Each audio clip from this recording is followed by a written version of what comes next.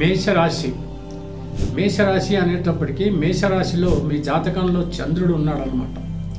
అంచేత మేషరాశి అవుతుంది మీకు. అయితే మేషరాశిలో ఉన్నటువంటి నక్షత్రాలు పాదాలు ఏమిటంటే అశ్విని నక్షత్రం 1, 2, 3, 4 పాదాలు, భరణి నక్షత్రం 1, 2, 3, 4 పాదాలు, కృత్తికా నక్షత్రం 1 పాదం ఇందులో ఉంటాయి. అయితే మార్చి 19వ తేదీ 2026 రోజున ఉగాది నుండి మొదలుకొని డిసెంబర్ 31వ తేదీ వరకు మనకి పరాభవ నామ సంవత్సరంగా ఉంటుంది. ఈ పరాభవ నామ సంవత్సరంలో మరి రాజు గురువు, మంత్రి వచ్చేసి కుజుడు అవుతాడు. ఇటువంటి పరిస్థితుల్లో మరి ఆదాయం, వ్యయము, రాజపూజ్యం, అవమానం ఏమిటనంటే ఈ 19వ తేదీ నుంచి ఈ యొక్క లెక్క మొదలవుతుంది. ఆదాయం వచ్చేటప్పటికి 11గా మనకి అర్థమవుతుంది. 11 ఆదాయం అంటే బాగానే సంపాదిస్తారు అని. బాగానే సంపాదించడం అంటే మీరు ఏదో ఒక వృత్తి చేపట్టినప్పుడు ఆ వృత్తిలో మీరు ఖచ్చితంగా కష్టపడ్డప్పుడు మీకు వచ్చేటువంటి ఫలితం ఏమిటంటే 11 పాళ్ళు ఉంటుంది అని మనం అర్థం చేసుకోవాలి.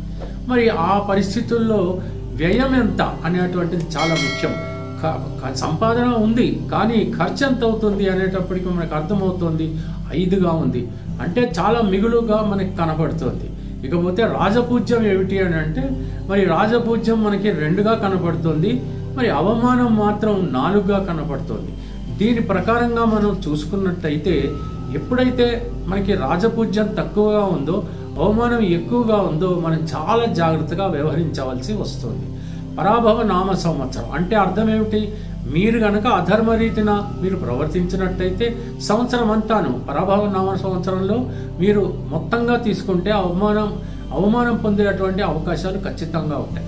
అవమానము పరాభవము అంతా ఒకటే కదా, కాబట్టి ఏదో రకంగా మీరు అవమానం పొందేటువంటి పరిస్థితులు ఉంటాయి. సంపాదన బాగానే ఉంది, ఖర్చు మాత్రం చూసుకుంటే తక్కువగానే ఉంది, అంటే మిగులు బాగానే ఉంది. మీరు ధర్మబుద్ధిన నడవాల్సి వస్తుంది. అప్పుడు ఏమవుతుందని అంటే అవమానపడకుండా ధర్మబుద్ధిన నడిచామనేటువంటి తృప్తి మిగులుతుంది. ఖచ్చితంగా మీకు మిగులు ఉంటుంది. మీరు అద్భుతమైనటువంటి జీవితాన్ని ఆనందించేటువంటి అవకాశము ఉంటుంది. అయితే ఒక్క విషయం ఏంటంటే మొట్టమొదట మీరు జాతకాన్ని ఖచ్చితంగా పరీక్షించుకోవాల్సింది.